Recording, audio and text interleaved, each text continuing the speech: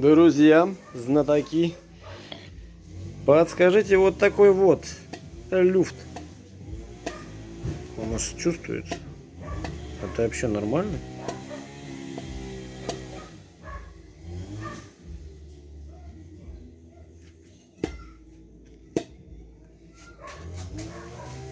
Меня вот это вот смущает.